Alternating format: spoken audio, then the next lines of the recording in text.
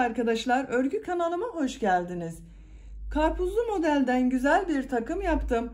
Bu şekilde ayakkabı ve önlükten oluşan bir takım arkadaşlar. Ve bunun yapımını sizlerle paylaşmak istiyorum. Yaz mevsimindeyiz. Tam da bu karpuzların zamanı. Ben bu önlüğün anlatımını da yaptım. YouTube kanalıma yükledim. Siz de benim gibi böyle bir takım yapmak isterseniz önlüğün olduğu YouTube linkini bu videonun açıklama bölümüne ekliyorum. Siz izlemekte olduğunuz bu videonun açıklama bölümünde bulunan karpuzlu bebek önlüğü linkine tıklarsanız siz de bunun gibi güzel bir takım oluşturabilirsiniz. Biz bugün bu güzel ayakkabımızı yapacağız. Ayakkabının örgüsüne tabanını yaparak başlıyoruz. Yapacak olduğunuz bebeğin büyüklüğüne göre tabanı hazırlıyoruz. Daha sonra bu bölümlerini yapıyoruz. Ayakkabının örgüsünde ana renk olarak kırmızı renk kullanıyorum. Tabanın örgüsünde yeşil renk olarak böyle bir yeşil kullanıyorum. Ben bunları kullandım. Siz istediğiniz marka iplikleri kullanarak örebilirsiniz. Herhangi bir marka vermiyorum arkadaşlar. Kırmızı ve yeşil tonları da fark edebilir. Daha açık renkliler olabilir, daha koyu renk kullanabilirsiniz. Beyaz bölümünde bakın burada kullanılmak üzere de çok az miktarda beyaz ipliğe ihtiyacımız var. Çekirdeklerini yapmak için de siyah renk ipliğe ihtiyacımız var. Bir sap olması yeterli arkadaşlar. Düğme olarak da birer tane düğme yaptım bakın buraya. Şu şekilde çekirdekli olsun diye de inci düğme diktim. Siyah inciden düğme yaptım bakın. Çıkaralım görelim bir de ayakkabımızı. Şu şekilde birikli yaptım. Bebeğin bileğine göre istediğiniz yerden takabilirsiniz. Çok şirin ayakkabı gördüğünüz gibi. Ayakkabının örgüsünde tığ olarak da bu tığı kullandım ben arkadaşlar. 0 numara 2.1 milim. Siz de bu kalınlıkta kullanabilirsiniz. Veya 1 numara tığ kullanabilirsiniz. Çok kalın tığ olmazsa daha güzel olur. Daha büyük numaralı tığ kullanırsanız sizin yaptığınız ölçü daha büyük olacaktır. Ben bugün bu ayakkabıyı 3 aylık bebek ölçüsünde anlatıyorum. Siz bu ayakkabıyı yeni doğan bebek için yapmak isterseniz veya daha büyük bebekleriniz için yapmak isterseniz de bu taban ölçülerinin olduğu standart ölçü tablosunu ben bu videonun açıklama bölümüne ekliyorum. O tabloya bakarak ayak tabanını hazırlarsanız diğer tarafları benim yaptığım gibi yapabilirsiniz. Malzemelerimizi söyledik. Hazırsanız hep birlikte bu güzel ayakkabımızın örgüsüne başlayalım. Kanalıma abone değilseniz abone olmayı unutmayın lütfen. Örgü kanalıma abone olmak ücretsiz arkadaşlar. Örgü kanalıma ücretsiz abone olup orada bulunan zil şeklinde dokunarak açık konuma getirirseniz kanalıma video yüklediğim zaman ilk önce size bildirim gelecektir. Örgü kanalıma video yüklediğim zaman da ilk önce sizin haberiniz olacaktır. İzlediğiniz videolarıma beğeni ve yorumlarınızı da yapmayı unutmayın lütfen arkadaşlar. Örgü kanalımın devamlılığı ve daha da büyüyebilmesi için sizlerden gelen beğeni ve yorumlar çok değerli. Örgü kanalıma abone olup videolarıma da beğeni ve yorumlarını yaparak destek olan bütün arkadaşlara çok teşekkür ederim. İpimizi, tığımızı hazırlayalım. Hep birlikte bu güzel ayakkabımızın örgüsüne başlayalım. Hepinize kolay gelsin. İyi çalışmalar.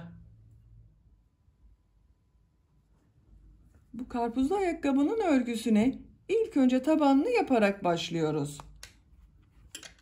Yeşil renk ile zincirler yapacağız. İlk ilmeği ben bu şekilde yapıyorum. Size nasıl kolay geliyorsa ilk ilmeği öyle yapabilirsiniz.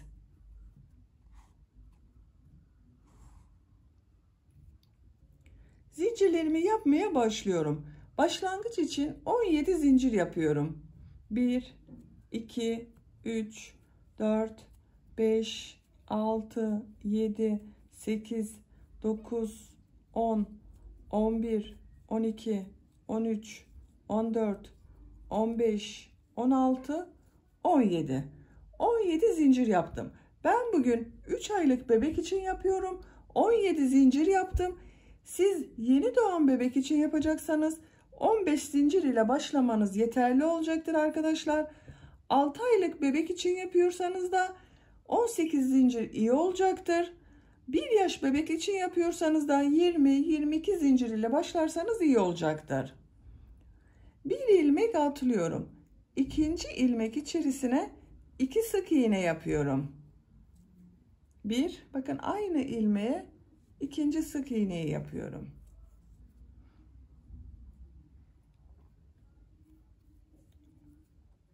Takip eden 6 ilmek içerisine sık iğne yapıyorum. Birer defa yapıyorum. 1 2 3 4 5 6 sık iğneyi yaptım. İpliği tığın üzerine alıyorum. Bir yarım trabzan yapıyorum. Yarım trabzanı bakın bu şekilde yapıyorum. İpliği tığın üzerine alıyorum. İlmeğe tığı taktım. Trabzan alıyor gibi çektim. Tığın üzerinde 3 ilmek var. İlmek alıyorum. 3'ün içerisinden bir defa da çekiyorum. 6 tane de trabzan yapıyorum. 1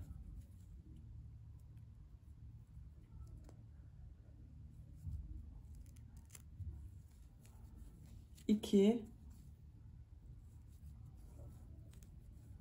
3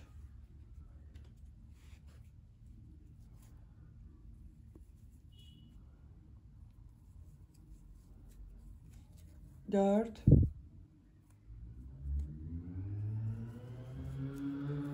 5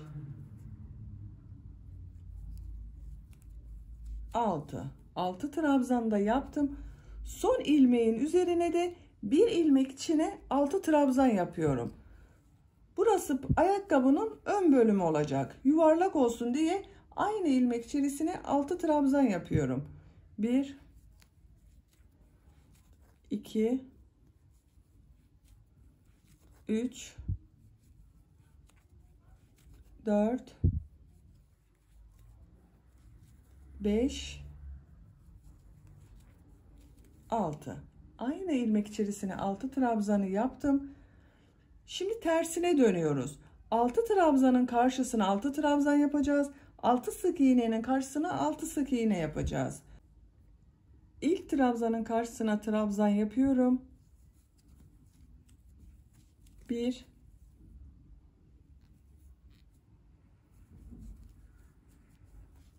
2 3 4 5 6 trabzanı yaptım. Burada bakın bir yarım trabzan yapmıştım. Tam karşısına bir yarım trabzan yapıyorum. 6 sık iğnenin üzerine de 6 sık iğne yapıyorum. Birer defa sık iğne yapıyorum. 1 2 3 4 5 6 sık iğneyi yaptım. Bu bir ilmeğe 2 sık iğne yapmıştım. Aynı ilmek içerisine 2 sık iğne yapıyorum.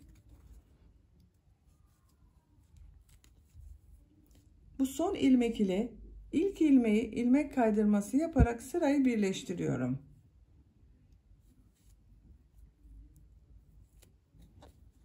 Bakın ilk sırasını tamamlamış olduk. Ne yaptığımıza bakalım. Bir ilmeğe 2 sık iğne yaptık. 6 sık iğne, bir yarım trabzan yaptım.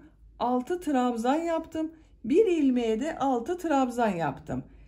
Simetrisi olarak geriye dönüşte de 6 trabzanın karşısına 6 trabzan yaptım. Bir yarım trabzanın karşısına yarım trabzan yaptım. 6 sık iğnenin karşısına 6 sık iğne yaptım. Bir ilmeğe 2 sık iğne yapmıştım. Karşısına 2 sık iğne yaptım. İkinci sıradayız. 2 zincir yapıyorum. Burada bulunan 2 ilmek üzerine ikişer defa trabzan yapıyorum. ilk ilmek üzerine 2 trabzan yapıyorum. Artık tabanın örgüsü trabzanlarla devam edecek. Aynı ilmeğe ikinci trabzanı yapıyorum. İkinci ilmeğe de 2 trabzan yapıyorum.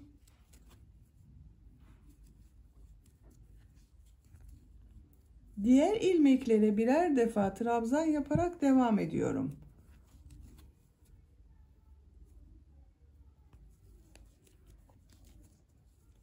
Burada bir ilmeğe 6 trabzan yapmıştım. Oraya kadar toplam 13 trabzanı yapalım. Her ilmeğe birer defa trabzan yaptım. 13 trabzan yaptım burada arkadaşlar. Bu 6 trabzanın olduğu yere geldim. Bu 6 trabzanın her birine ikişer defa trabzan yapacağız. İlk ilmeğe bakın, 2 trabzan yapıyorum.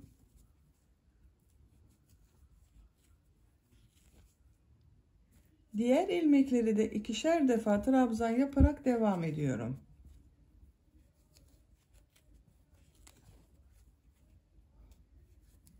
Altı ilmek üzerine ikişer defa trabzan yapıyoruz.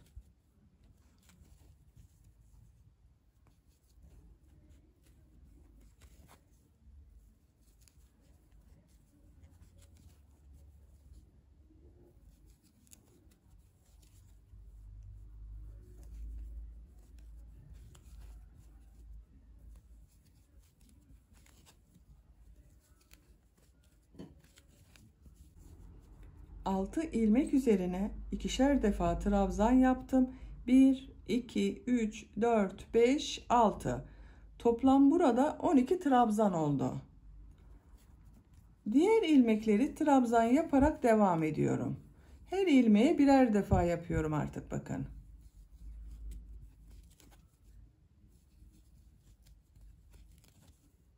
On üç trabzan yapalım buraya. 13 trabzanı yaptım. Topuk bölümünde buraya bir ilmeğe 2 sık iğne yaptığım yere geldim. Bu 2 ilmek üzerine de ikişer defa trabzan yapıyorum. Bir, bakın aynı ilmeğe bir trabzan daha yapıyorum. İkinci ilmeğe de 2 trabzan yapıyorum. Bu sıranın başlangıcında da burada bulunan 2 ilmeğe 2 trabzan yapmıştım bakın. Bu son ilmek ile ilk ilmeği ilmek kaydırması yaparak birleştiriyorum. Bakın görüntü olarak böyle oldu. İkinci sırayı tamamladık. Üçüncü sıradayız. 2 zincir yapıyorum. Bu 1 2 3 4 ilmek üzerine ikişer defa trabzan yapıyorum. İlk ilmek üzerine 2 trabzan yapıyorum.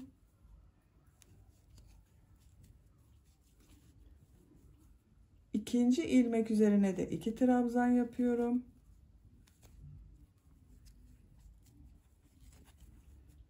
Üçüncü ilmek üzerine de 2 trabzan yapıyorum.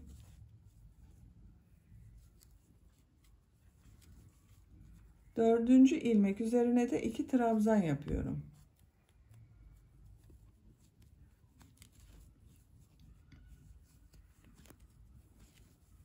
Dört ilmek üzerine ikişer defa trabzan yaptım. 8 trabzan oldu burada. Takip eden ilmekleri birer defa trabzan yaparak devam ediyorum.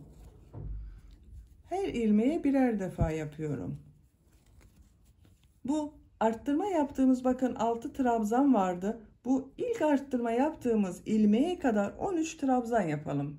13 trabzanı yaptım. Arttırma yaptığımız bu ilk ilmeğe geldim bakın. Burada arttırma yaptığımız 12 ilmek vardı. Bunun bu ilk ilmek içerisine 2 trabzan yapıyorum.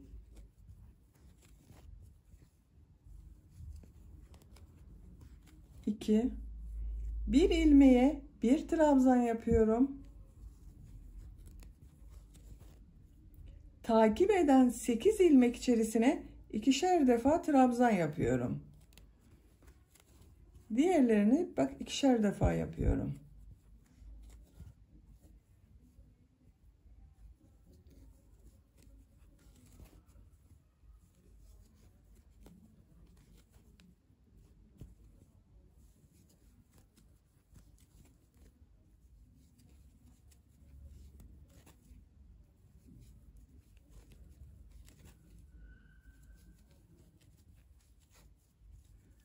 8 ilmek üzerine ikişer defa trabzan yaptım. Bakın sayıyorum.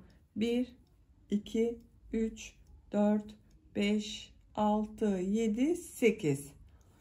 Arttırma yaptığımız burada 2 ilmek kaldı. Bu bir ilmeğe bir trabzan yapıyorum. Bu son ilmeğin üzerine 2 trabzan yapıyorum. Bakın görüntüsü böyle oldu. Diğer ilmeklere birer defa trabzan yaparak devam ediyorum. 13 trabzan yapalım. 13 trabzanı yaptım. Topuk bölümüne geldik yine, bakın arkadaşlar. Bu 4 ilmek üzerine ikişer defa trabzan yapıyorum. Bir, aynı ilmeğe ikinci trabzanı yapıyorum.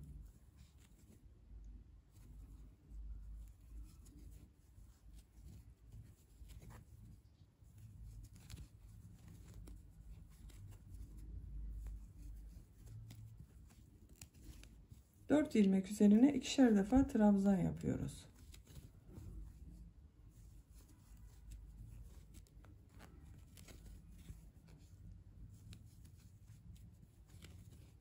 Bu son yaptığım ilmek ile ilk yaptığım ilmeği ilmek kaydırması yaparak sırayı birleştiriyorum. Bakalım şöyle arkadaşlar. Burası son sıra. Artık arttırma yapmıyorum, ben burada bitiriyorum. Bakalım bu sırada da sıra başında 4 ilmeği ikişer defa trabzan yaptım topuk bölümü için. Sıra sonunda da 4 ilmeği ikişer defa trabzan yaptım. Bir zincir yapıyorum. Bu bir sırada toplam ilmek sayısı 64 arkadaşlar. Bir sırada sık iğne yapıyoruz bunun üzerine ama arttırma yapmıyoruz artık. İlk ilmek üzerine sık iğne yapıyorum. Diğer ilmekleri de birer defa sık iğne yapıyorum. Her ilmeğe bir defa sık iğne yapıyorum, bakın.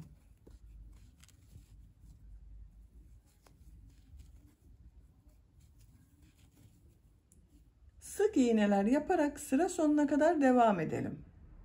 Ayakkabı tabanının çevresinden bir sıra sık iğne yaparak sıra sonuna kadar tamamladım. Bir sırada toplam 64 sık iğne var arkadaşlar. Bu son sıra üzerinde 64 sık iğne var. Ölçüyorum. Santimetre olarak size bakın. Ölçtüğüm zaman 10,5 santimetre patik taban ölçüsü var. Siz daha küçük yapıyorsanız 9 santimetre olması yeterli olacaktır. Ben bugün 3 aylık bir bebek için yapıyorum. 10,5 santimetre iyi geldi. Bir zincir yapıyorum. İpliği tığın üzerine alıyorum. Bir sırada yeşil renk ile yarım trabzan yapacağız. Yarım trabzan ama bakın bu şekilde yapmıyorum. Üst taraftan ilmek alarak yapıyorum, bakın. Üst tarafta bulunan ilmeklerden alarak yarım trabzan yapıyorum.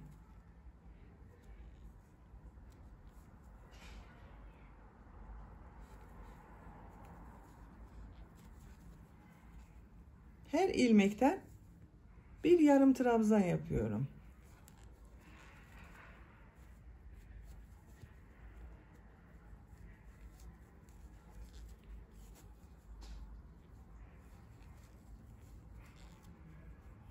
Sıra sonuna kadar üstte bulunan ilmeklerden alıp yarım trabzan yaparak devam edelim. Yarım trabzanlar yaparak sıra sonuna kadar tamamladım. Son ilmek ile ilk ilmeği ilmek kaydırması yaparak birleştiriyorum. Yeşil renk ipliği burada kesiyorum arkadaşlar. Bakın. Görüntü olarak böyle oldu. İlmekleri üst taraftan alarak yaptığımız için bu yarım trabzanlar yukarıya doğru bakıyor, bakın. Bu bir sırada toplam yine 64 yarım trabzan var. Bu yaptığımız yer karpuzlu ayakkabımızın kabuk bölümü olacak arkadaşlar. Şimdi de beyaz renk ile kırmızı ile kabuk bölümü arasında bulunan beyaz bölümünü yapacağız. Aynı ilmekten beyaz renk ile bir ilmek oluşturuyorum.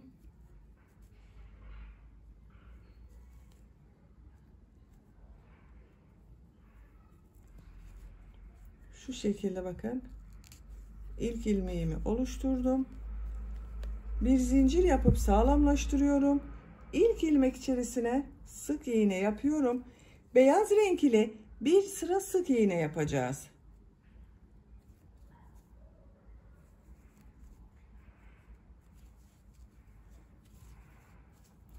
Diğer ilmekleri de sık iğne yaparak devam ediyorum. Bakın her ilmeğe bir sık iğne yapıyorum.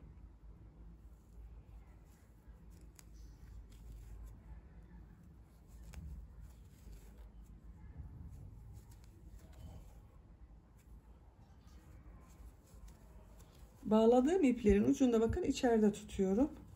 Bu şekilde bir görüntüsü oluyor. Sık iğneler yaparak sıra sonuna kadar devam edelim. Her ilmeğe birer defa sık iğne yaparak sıra sonuna kadar tamamladım. Son ilmek ile ilk ilmeği ilmek kaydırması yaparak birleştiriyorum. Beyaz renk ipliği de burada kesiyorum.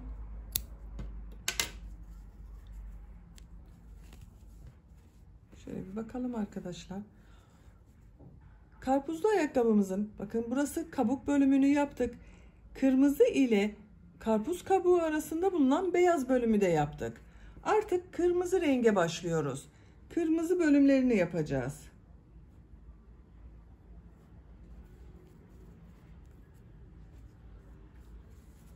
Son ilmekten kırmızı renk ile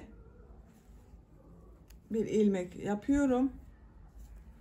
Bir zincir yaptım, sağlamlaştırdım. Beyaz renk ile yaptığımız bu sırada da 64 sık iğne var arkadaşlar. İlk ilmek üzerine bir sık iğne yapıyorum.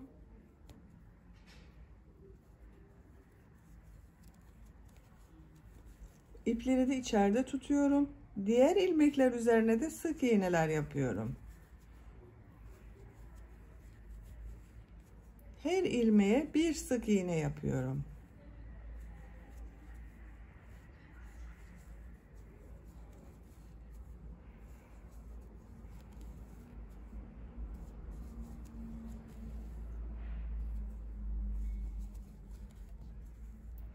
Sıra sonuna kadar sık iğneler yaparak devam edelim. Kırmızı renk ile sık iğneler yaparak sıra sonuna kadar tamamladım. Son ilmek ile ilk ilmeği ilmek kaydırması yaparak birleştiriyorum. Tekrar bir kontrol edelim arkadaşlar. Bakın görüntüsü böyle oldu. Artık ayakkabının örgüsü kırmızı renk ile devam edecek. Bir zincir yapıyorum. İlk ilmek üzerine sık iğne yapıyorum. Diğer ilmeklere de birer defa sık iğne yapıyorum. Bu sırada da toplam 64 sık iğne var. Her ilmeğe bir sık iğne yapıyorum.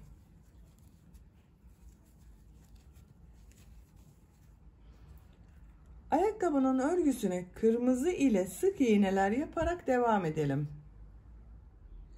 Kırmızı renk ile üst sıra sık iğne yaptım. Sayıyorum bakın. 1, 2, 3. Dördüncü sıradayız. Bu sırada bu ön bölümde kesmeler yapacağız arkadaşlar. Yuvarlak bir görüntü elde edebilmek için kesmeler yapacağız.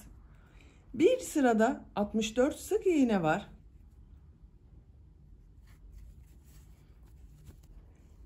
Bir zincir yapıyorum. İlk ilmeğe sık iğne yapıyorum. Diğer ilmeklere de sık iğne yaparak devam ediyorum. Sayalım. 20 tane sık iğne yapacağız arkadaşlar. Bu ön bölümde kesme yapacağımız yere kadar 20 sık iğne yapacağız. 1 2 3 4 5 6 7 8 9 10 11 12 13 14 15 16 17 18, 19, 20. 20 sık iğneyi yaptım. Buradan itibaren her iki ilmeği kesme yaparak bir sık iğne yapacağız. Sık iğne kesmesi nasıl yaptığımı gösteriyorum. Bakın. İlmeğe tığ takıyorum, ilmek aldım, çektim, çıkarmıyorum, bekletiyorum. İkinci ilmeğe tığ takıyorum, ilmek alıp çektim. Bakın bunu da çıkarmıyorum. Tığ üzerinde 3 ilmek var. İlmek alıyorum, üçünü bir defada çekiyorum. Bakın bir kesmeyi burada yaptık, tek ilmek şekline dönüştürdük 2 ilmeği. İkinci bakın kesmeyi yapıyorum.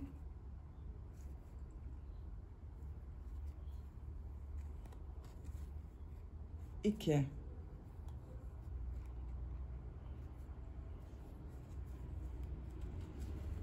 Bakın bu şekilde kesmeler yapıyoruz. 12 tane kesme yapacağız arkadaşlar. Kaç tane yaptığımızı sayıyorum. 1, 2, 3, 4, 5, 6,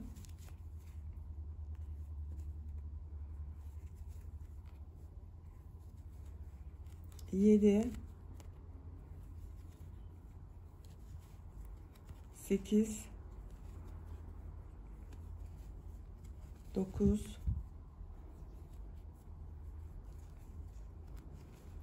10, 11, 12. 12 kesme yaptık. Sayıyorum. Bakın 1, 2, 3, 4, 5, 6, 7, 8, 9, 10, 11, 12. Burada 20 ilmek kaldı. Bu 20 ilmek üzerine de sık iğneler yaparak devam ediyorum. Her ilmek üzerine bir sık iğne yapıyorum. Sıra sonuna kadar devam edelim. Kesme yaptığımız ilmeklerden sonra 20 ilmek üzerine sık iğne yaparak sıra sonuna kadar tamamladım. Son ilmek ile burada yaptığım bakın ilk ilmeği ilmek kaydırması yaparak sırayı birleştiriyorum. Şeklini görelim. Bakın burada yuvarlak yaptık. Güzel oldu arkadaşlar. Görüntüsü böyle. Burada bir püf nokta vermek istiyorum arkadaşlar.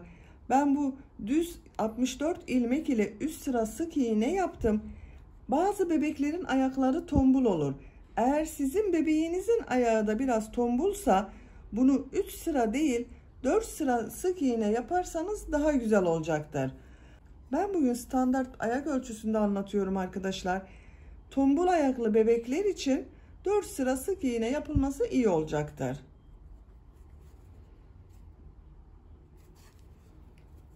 Bir zincir yapıyorum. Bu sırada bir sıra sık iğne yapacağız. Her ilmek üzerine bir sıra sık iğne yapıyoruz. İlk ilmek üzerine sık iğne yapıyorum. Diğer ilmekleri de sık iğne yaparak devam ediyorum.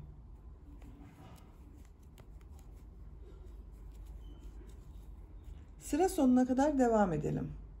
Bir sıra sık iğne yaparak sıra sonuna kadar tamamladım. Son ilmek ile ilk yaptığım ilmeği ilmek kaydırması yaparak sırayı birleştiriyorum. Bakın. Sık iğneyi yaptığımız zaman daha belirgin oldu arkadaşlar bu bölüm. Bu bir sırada toplam 52 sık iğne var. Bir zincir yapıyorum. Bu sırada sık iğneler yaparak devam edeceğiz. Bu ön bölümde tekrar kesmeler yapacağız. Bu sırada kesme işlemlerini trabzan sırası olarak yapıyoruz arkadaşlar. Sık iğne kesmesi yapmıyoruz. Trabzan kesmesi olarak yapıyoruz. İlk ilmek üzerine sık iğne yapıyorum. 18 ilmek üzerine sık iğne yapıyorum. 2 3 4 18 sık iğneyi yapalım. 18 sık iğne yaparak kesme yapacağımız yere kadar geldim. Burada kesme yapmadan önce dengeyi sağlamak için bir yarım trabzan yapıyorum. İpliği tığın üzerine alıyorum. Buraya bir yarım trabzan yapıyorum. Bir trabzan kesmesi yapıyorum. Trabzan kesmesini bu şekilde yapıyorum bakın. İpliği tığın üzerine aldım. İlmek aldım, çektim. Tığın üzerinde 3 ilmek var. İlmek alıyorum. 2 ilmekten çıkardım, bekletiyorum. İkinciyi çekmiyorum. Tekrar tığın üzerine iplik doladım. İkinci ilmeğe tığ takıyorum. İlmek aldım, çektim. Tığın üzerinde 4 ilmek var. İlmek alıyorum. 2 ilmekten çıkardım. Tığın üzerinde 3 ilmek var. İlmek alıyorum. 3'ün içerisinden bir defa da çekiyorum. Burada bir trabzan kesmesi yaptık. Takip eden ilmekler üzerine de üçlü trabzan kesmesi yapacağız arkadaşlar. 5 tane üçlü trabzan kesmesi yapacağız. 2 defa iplik doluyorum. İlmeğe tığ taktım, çıkardım. Bakın 2 ilmekten çektim, 1, tekrar 2 ilmekten çektim, 2. Tığın üzerinde 2 ilmek var, bekletiyorum. Tekrar 2 defa iplik doluyorum. İlmeğe tığ taktım, ilmek aldım. Bakın tığın üzerinde 2, 4, 5 ilmek var. 2 ilmekten çektim. Tekrar 2 ilmekten çektim. Tığın üzerinde 3 ilmek kaldı. İlmek alıyorum. 3'ün içerisinden bir defa da çekiyorum. Üçlü trabzan kesmesi yaptık bunu. Tekrar üçlü trabzan kesmesi yapıyorum. 2 defa iplik doluyorum. 1, 2 defa çekiyorum. Üçüncüyü bekletiyorum. 2 defa iplik doluyorum. 1, 2, üçüncüyü bekletiyorum. İlmek alıyorum. 3'ün içerisinden bir defa da çekiyorum. 5 defa yapıyoruz.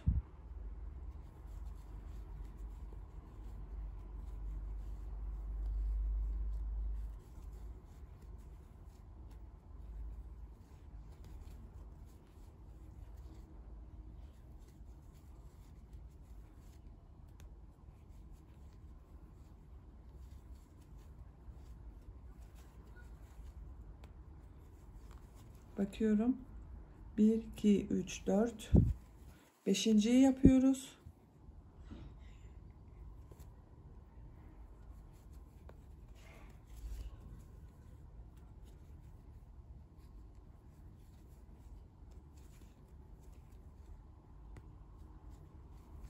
Hepsini içerisinden çektim.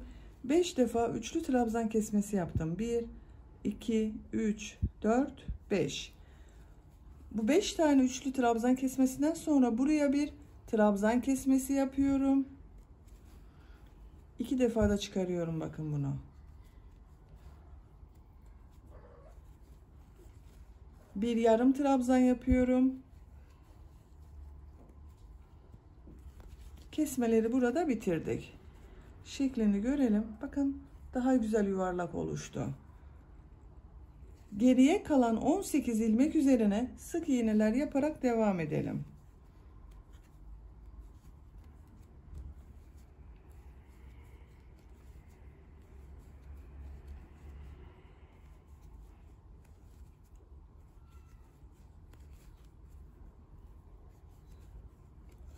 ...18 sık iğne olarak bak sıra sonuna kadar tamamladım. Son ilmek ile ilk ilmeği ilmek kaydırması yaparak birleştiriyorum. Bakın görüntü olarak böyle oldu. Son sıradayız. Son sıra olarak bir sıra sık iğne yapacağız. Bir zincir yapıyorum. İlk ilmek üzerine sık iğne yapıyorum. Diğer ilmekleri de sık iğne yaparak devam ediyorum. Her ilmeğe birer defa sık iğne yaparak sıra sonuna kadar devam edelim. Son sırada bir sıra sık iğne yaparak sıra sonuna kadar tamamladım. Son ilmek ile ilk ilmeği ilmek kaydırması yaparak birleştiriyorum. İpliği kesiyorum.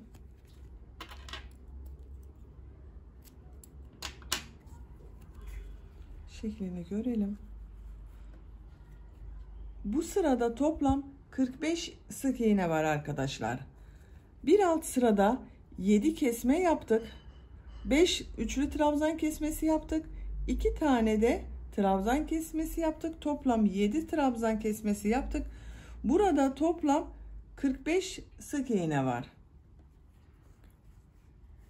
Şimdi arka bölüme gelecek olan bölümü yapacağız. Sayıyorum. Bakın bu birleşim yaptığımız yerden geriye sayıyorum. 1, 2, 3, 4, 5, 6, 7, 8, 9, 10. 10. ilmeğe tığ takıyorum. Buradan kırmızı renkli bir ilmek yapıyorum. Bir zincir yaptım, sağlamlaştırdım. Sık iğne yapıyorum. Bakın aynı ilmeğe sık iğne yapıyorum. Sayalım. 1,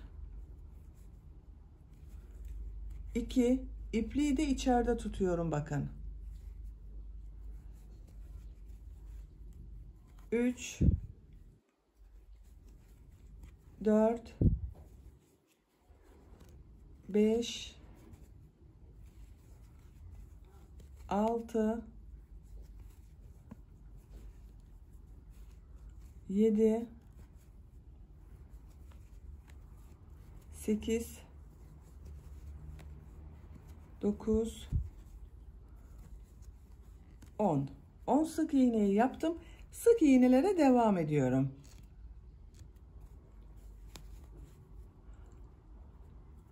Burada bulunan bakın ilmeğe de diğer tarafta iplikten sonra bulunan ilmeğe de sık iğne yapıyorum.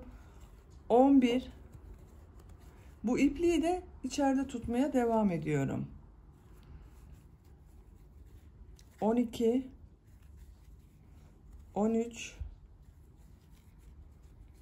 14, 15, 16, 17,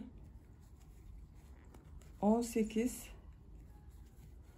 19, 20, 21, 22. 22 sık iğne yaptım. Şöyle şeklini görelim. Bakın bu ilk başladığımız ilmek ile diğer tarafta son ilmeği şu şekilde bakın düzgün geliyor. Düz tuttuğum zaman tam denk geliyor arkadaşlar. 22 ilmek yaptığım zaman tam denk geldi. Bir zincir yapıyorum. Örgüyü çeviriyorum. Bu 22 ilmek üzerine sık iğneler yaparak devam ediyorum. Bakın ilk ilmeğe de sık iğne yapıyorum. Diğer ilmekleri de sık iğne yaparak devam ediyorum. Sıra sonuna kadar devam edelim. Yaptığım 22 ilmek üzerine sık iğneler yaparak bakın sıra sonuna kadar devam ettim, tamamladım. Bu sıradan itibaren düğme için düğme biritlerini yapacağız arkadaşlar. Zincir yapıyorum. Bakın şu şekilde zincirler yapıyorum. 32 zincir yapıyorum. 1, 2, 3, 4, 5, 6, 7, 8, 9, 29, 30, 31, 32. 32 zincir yaptım. Bu 32 zincirin kaç santimetre olduğunu da ölçüyorum. Başlangıca sıfıra tutuyorum. Ölçtüğüm zaman 11,5 santimetre zincir uzunluğu var arkadaşlar.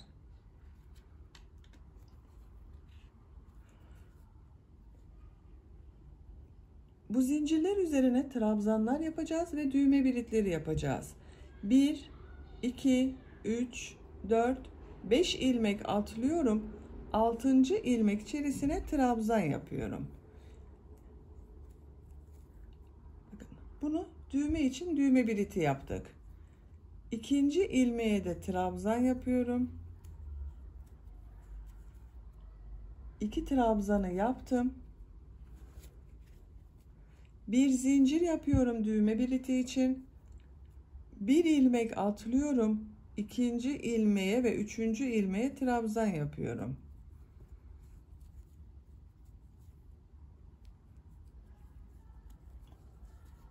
Bakın düğme biritlerinin arasında ikişer defa trabzan yapıyorum. Bir zincir yapıyorum. Bir ilmek atlıyorum. Diğer ilmekleri trabzan yaparak devam ediyorum. Artık başka düğme biliti yapmıyorum ben. 1, 2, 3 düğme biliti yaptım, yeterli. Diğer ilmekleri trabzan yaparak devam ediyoruz arkadaşlar.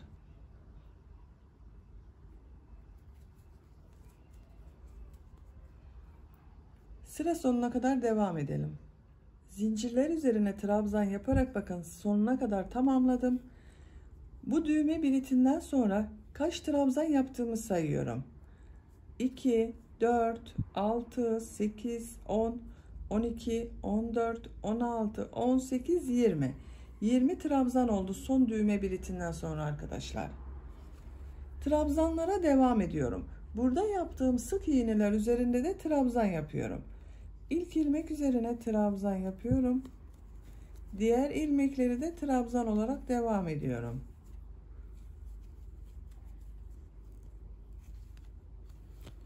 Sıra sonuna kadar devam edelim. Sık iğneler üzerine trabzan yaparak sıra sonuna kadar tamamladım. Sıra sonunda bir ilmek kaldı. Bu ilmeği trabzan yapmıyorum, yarım trabzan yapıyorum. İpliği tığın üzerine alıyorum. Yarım trabzan yapıyorum buraya. Burada bir hafif yuvarlak görüntü elde etmek istiyorum. Onun için arkadaşlar bakın. Sivri olsun istemedim. İpliği kesiyorum. Biraz uzun bırakıyorum. Düğme dikeceğiz buraya. Düğme dikecek kadar iplik bıraktım. Kesiyorum. Şeklini görelim. Kalıbımıza da giydiriyorum. Ayak kalıbına. Bakın. Düğme bilitini de hazırladık. Düğmeyi buraya dikeceğiz arkadaşlar. Bebeğin ayak bileğinin kalınlığına göre bu düğme biritlerinden istediğinize takabilirsiniz sonra. Bakın. Şu şekilde. Bu sol ayak için oldu. Şimdi diğer ayakkabıyı da yapacağız. Sağ ayak için olan ayakkabıyı yapacağız. Diğer ayakkabıyı da bunu başladığımız gibi başlayalım. Devam edelim. Bu son sırayı yaptığımız sıraya kadar aynı şekilde bir ayakkabı daha hazırlayalım. Sol ayak için olan ayakkabıyı bakın sizinle birlikte yapmıştık. Bunun aynısından bir ayakkabı daha yaptım. Buraya kadar tamamladım. Burada 2 sıra sık iğne yaptım. 1, 2. Bu düğme bilitini yapacağımız sıradayım. Bu ayakkabı sağ ayak için olacak. Bu düğme biliti de bu tarafta olacak arkadaşlar. Bakın sağ sol bu son sırada belli oluyor. Bu son sıraya kadar her iki ayakkabı aynı şekilde yapılıyor. Bunda zincir yaparak birit yapmıştım. Bu sağ ayak için olacağından buraya düğme dikeceğiz. Bir zincir yapıyorum, örgüyü çeviriyorum. Bu ilk ilmek üzerine yarım trabzan yapıyorum. Diğer ilmekleri trabzan yaparak devam ediyorum. Bu trabzanı yapıyoruz bakın burada bulunan trabzanlarına.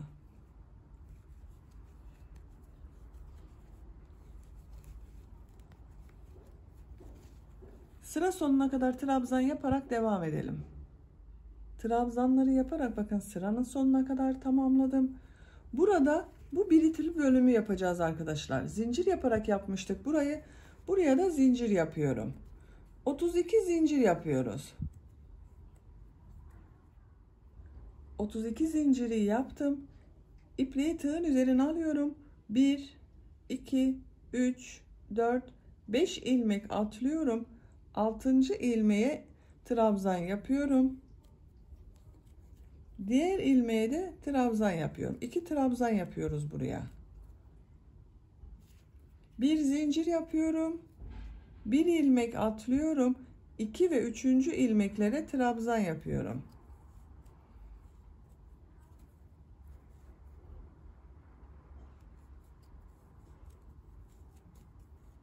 Bir zincir yapıyorum. Bir ilmek atlıyorum. Diğer ilmekleri trabzan yaparak devam ediyorum.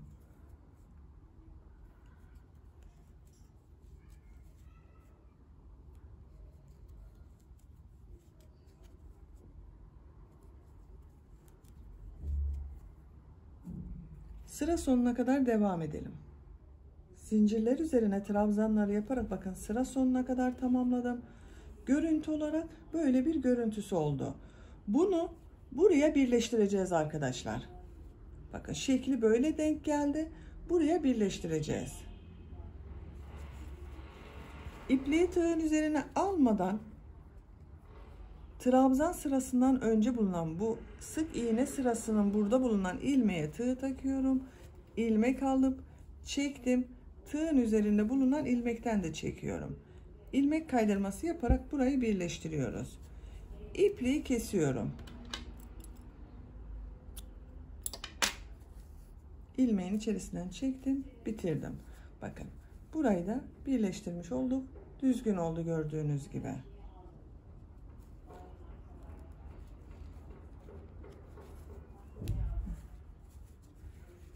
Şekline bakalım. Bu ayakkabı da sağ ayak için oldu arkadaşlar. Şöyle bakın. Düğme dış tarafta kalıyor. Diğer ayakkabıyı sol ayak için yapmıştım. Böyle bakın. Son olarak da bu ayakkabı tabanının çevresinden bir sıra pıtırcık yapmak istiyorum arkadaşlar. Daha düzgün görünebilmesi için. Siz burasını yapmasanız da olur. Yeşil renk ile pıtırcıklar yapacağız bakın. Ben bunu yaptım. Bakın bu tabanın çevresinde pıtırcıkları yaptım. Bunun gibi olacak. Bakın görüntüsünü görün. Sadece görüntü farklılığı oluyor ve daha düzgün görünüyor. Burada bulunan bakın arka bölümde bulunan ilmekten yeşil renk ile bağlantı yapıyorum. Bir zincir yaptım. Bir sonraki ilmeğe ilmek kaydırması yapıyorum. İlmek alıp çekiyorum. Tığın üzerinde bulunan ilmekten de çekiyorum. Bir zincir yapıyorum. Diğer ilmekten ilmek alıp çekiyorum. İlmek kaydırması yapıyorum. İlmek kaydırması yaparak yapıyoruz bu pıtırcıkları. Bir zincir yapıyoruz. Bir ilmek kaydırması yapıyoruz.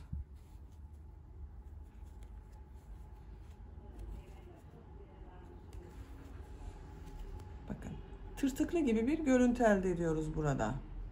Sıra sonuna kadar devam edelim. Ayakkabının tabanında ilmek kaydırması yaparak sıra sonuna kadar tamamladım.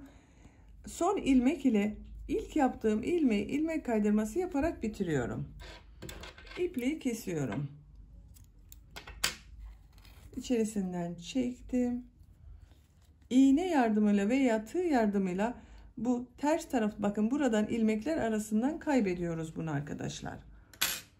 Karpuzlu ayakkabımızı böylece örgüsünü tamamlamış olduk. Bakın ben bu şekilde çekirdeklerini yaptım. Siyah çekirdekler yaptım. Bunu ben yaptım. Diğer ayakkabıyı sizinle birlikte yapmak istiyorum. Bakın bunun çekirdeklerini sizinle birlikte yaparız. Ben bugün ip ile yapıyorum. Şu şekilde boncuklar ile de yapabilirsiniz. Bakın arkadaşlar elinizde böyle boncuklar varsa boncuk ile de bu çekirdekleri yapabilirsiniz.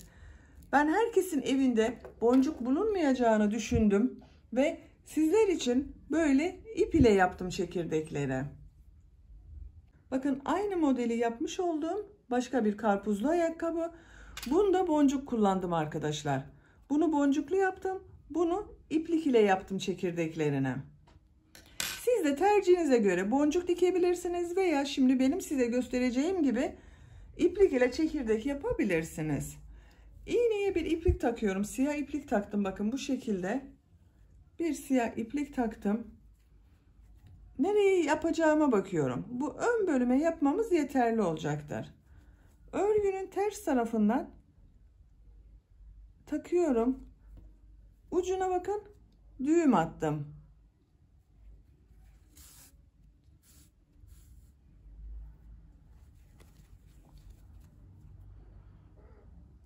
Ortalıyorum. Şuradan iğnenin ucunu çıkarıyorum.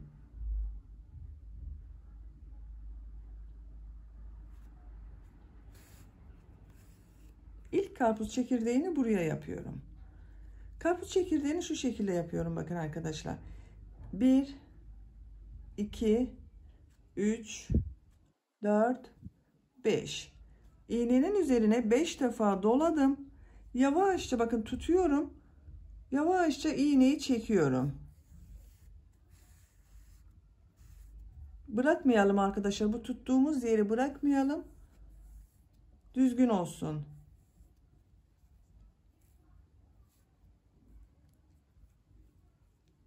Örgünün bakın aynı ilmeğe iğnenin ucunu takıyorum. Ters taraftan çekiyorum. Bakın ilk karpuz çekirdeğini yaptık. Arada bir ilmek atlıyorum. Bakın bu ilmeği atlıyorum. İkinci ilmeğe ikinci karpuz çekirdeğini yapıyorum. Tekrar gösteriyorum. Bakın bu ipliği iğnenin üzerine 5 defa doluyorum. 2 3 4 5. Yerde yaparsak daha düzgün oluyor. Yukarıda olduğu zaman biraz zor arkadaşlar. Bakın yavaşça çekiyorum.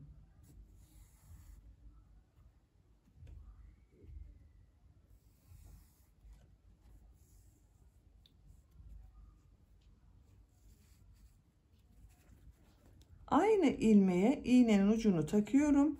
Ters taraftan çekiyorum. Arada bir ilmeği atlıyorum. Bakın bu ilmeği atlıyorum. İkinci ilmeğe üçüncü karpuz çekirdeğini yapıyoruz.